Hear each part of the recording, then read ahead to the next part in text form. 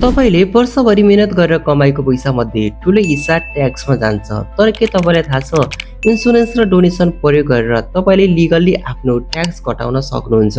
आजको भिडियोमा म तपाईलाई आर्थिक वर्ष 2081-82 अनुसार ट्याक्स बचाउने सबै इफेक्टिभ तरिका देखाउने छु। सो भिडियो पुरा हेर्नुहोस्। Part 1, tax saving concept. नेपालमा ट्याक्स सिस्टम प्रोग्रेसिभ छ। जति बढी कमाई त्यति बढी ट्याक्स, तर सरकार आफैले केही डिडक्सन दिन्छ जसले गर्दा तपाईको ट्याक्सेबल इन्कम घट्छ। आज हामी फोकस गर्नेछौँ दुई मेन तरिका, इन्सुरेन्स अनि डोनेसन। पार्ट 2, इन्सुरेन्सबाट ट्याक्स सेभिङ। सबैभन्दा पहिलो कुरा गरौँ इन्सुरेन्सको। नेपालमा लाइफ इन्सुरेन्स प्रिमियम तिर्दा तपाईले ट्याक्स डिडक्सन पाउनुहुन्छ। रुल के छ? म्याक्सिमम 40,000 सम्मको प्रिमियम ट्याक्सेबल इन्कमबाट घटाउन पाइन्छ।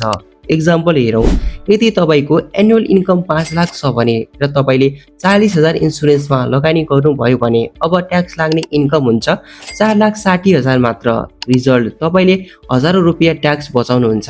इम्पोर्टेन्ट, लाइफ इन्सुरेन्स हुनुपर्छ, करेक्ट डकुमेन्ट चाहिन्छ, प्रिमियम रेगुलरली तिर्नुपर्छ। पार्ट 3, डोनेसनबाट ट्याक्स सेभिङ। अब कुरा गरौँ डोनेसनको। यदि तपाईले गभर्नमेन्ट अप्रुभ अर्गनाइजेसनलाई डोनेसन दिनुभयो भने ट्याक्स बचाउन सक्नुहुन्छ। रुल के छ? टोटल इन्कमको 5% वा आरएस 1 लाख जुन कम हुन्छ त्यही अमाउन्ट डिडक्सन पाइन्छ।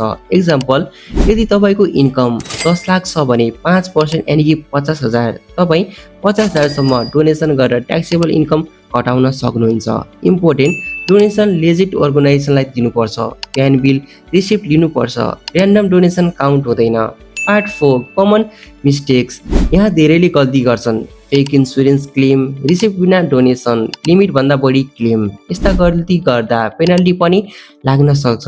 त्यसैले सधैँ लिगल तरिकाले मात्र ट्याक्स बचाउनुहोस्। र अन्तिममा सर्टमा भन्नुपर्दा इन्सुरेन्सबाट 40,000 सम्म डिडक्सन, डोनेसनबाट 5% इन्कम वा 1 लाख। यदि तपाईँ स्मार्ट हुनुहुन्छ भने यी दुई मेथड प्रयोग गरेर आफ्नो ट्याक्स सजिलै घटाउन सक्नुहुन्छ। यस्तै फाइनान्स टिप्सका लागि च्यानललाई सब्स्क्राइब गर्न नबिर्सिनुहोस्।